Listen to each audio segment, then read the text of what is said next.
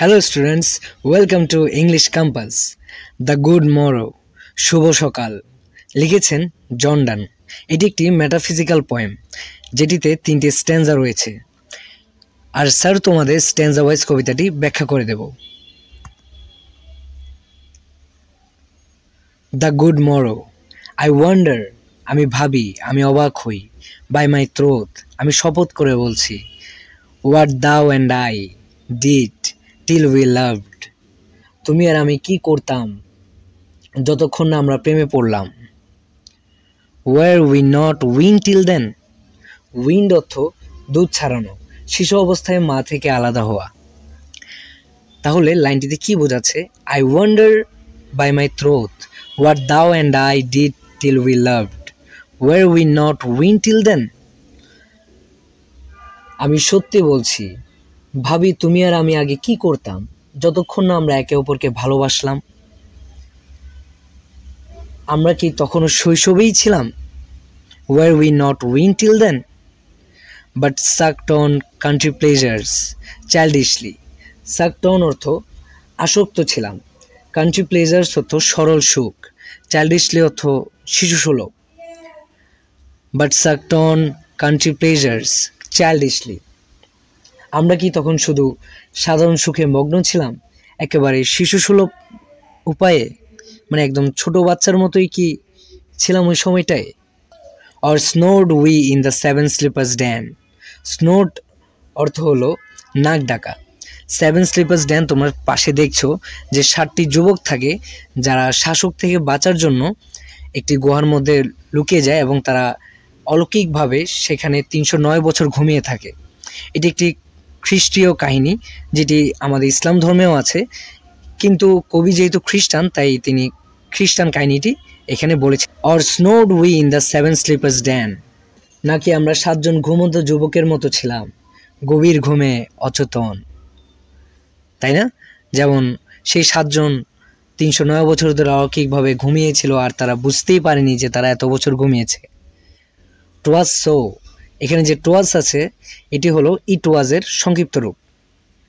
টুয়াজ so, হ্যাঁ তাই ছিল। But this all pleasures fancies be, কিন্তু সেসব সব ছিল কল্পনা মাত্র। ফ্যান্সাইজ অর্থ কল্পনা। If ever any beauty I did see, আমি যদি এর আগে কোনো সৌন্দর্য দেখে থাকি। উইচ আই ডিজায়ার্ড, যেটি আমি চেয়েছিলাম। অ্যান্ড গড, অথবা পেয়েছিলাম।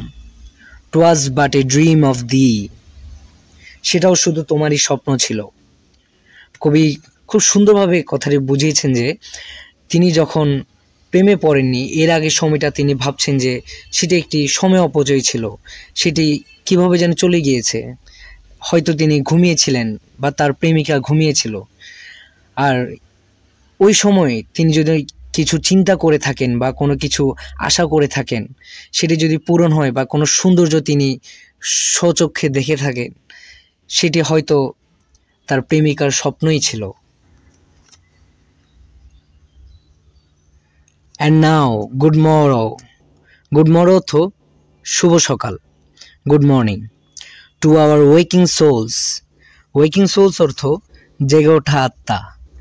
And now good morning to our waking souls, এখন আমাদের জেগে ওঠা আত্মাকে শুভ সকাল।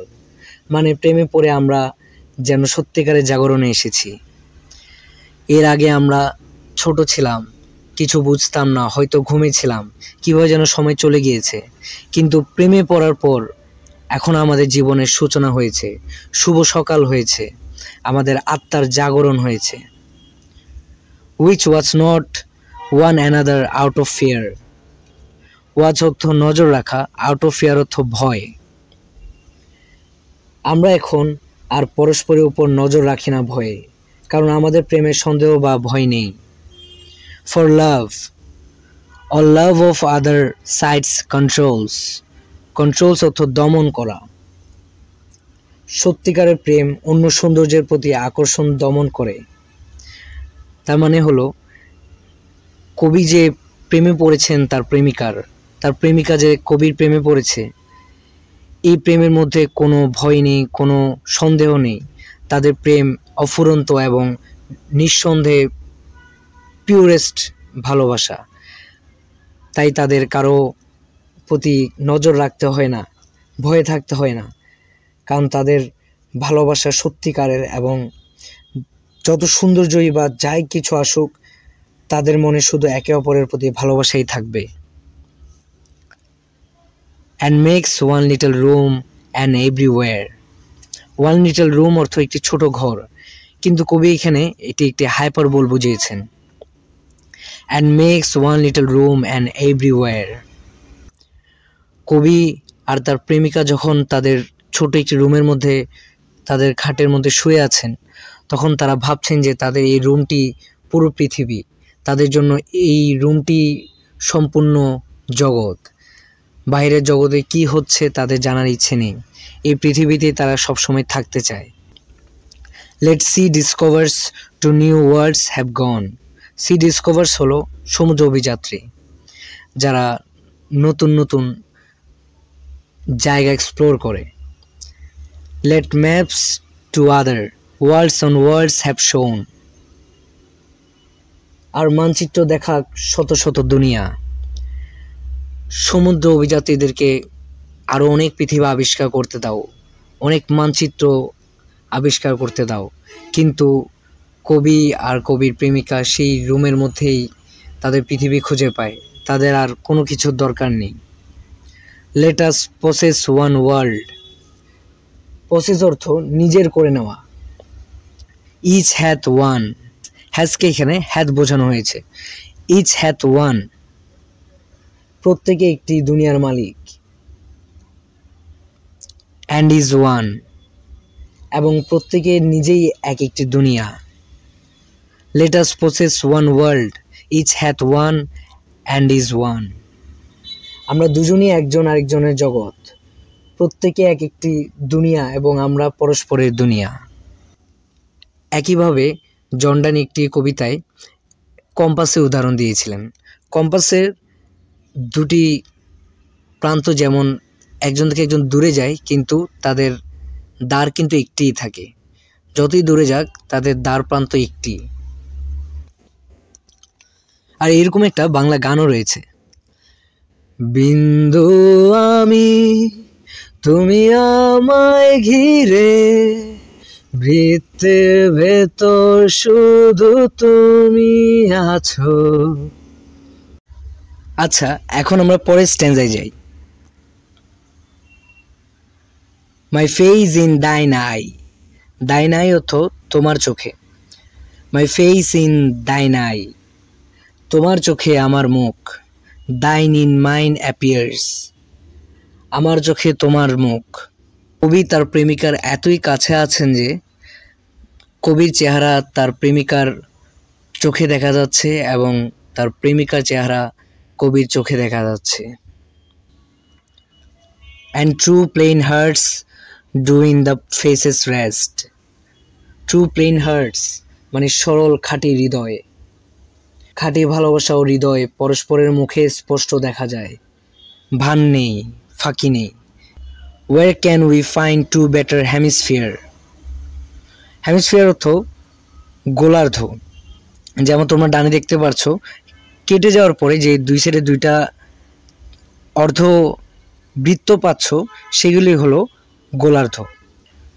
জর্ডান বলতে চাচ্ছেন যে এই পৃথিবী যদি অর্ধেক করে দিই, তাহলে ডান সাইডের অর্ধেকটা কবি এবং বাম সাইডেরটা তার প্রেমিকা।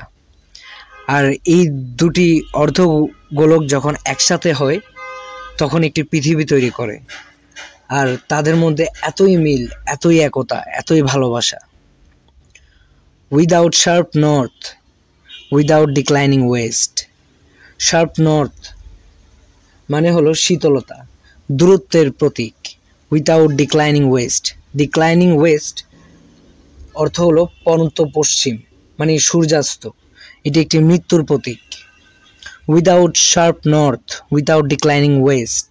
কবি তার প্রেমিকাকে বলছেন যে তাদের প্রেমে কোনো শীতল দূরত্ব নেই, তাদের প্রেমে কোনো মৃত্যু নেই। What ever dies was not mixed equally. তিনি বলছেন যে যা কিছু মারা যায় তা সমানভাবে মিশ্রিত ছিল না। যখন দুই পক্ষ সমানভাবে একজনে অপরজনকে ভালোবাসে না, একজন বেশি ভালোবাসে, একজন কম ভালোবাসে, আর কবি আর তার প্রেমিকার ভালোবাসা তো শার্প নর্থ নেই, ডিক্লাইনিং ওয়েস্ট নেই, তার মানে শীতল দূরত্বও নেই, আর এই ভালোবাসার কোনো মৃত্যুও নেই। If our two loves be one, যদি আমাদের ভালোবাসা এক হয়, or though and I love so alike, অথবা তুমি আর আমি এরকমভাবে ভালোবাসি, that none do slacken, তাহলে কেউই দুর্বল হবে না। স্লেকেন অর্থ দুর্বল হওয়া, ভেঙে যাওয়া। none can die, আর আমাদের ভালোবাসা কখনোই মরবে না। তোমরা আমি যেভাবে বলেছি এভাবে ফ্রি স্টাইলে তোমাদের পরীক্ষার খাতায় লিখবে। আর যদি কারো ফ্রি স্টাইলে লিখতে অসুবিধা হয়, আমি মেসেঞ্জার গ্রুপের লিঙ্ক নিচে দিয়ে দিয়েছি, সেখানে আমি তোমাদেরকে কীভাবে ফ্রি স্টাইলে লিখতে হয় সেটা শিখিয়ে দেব।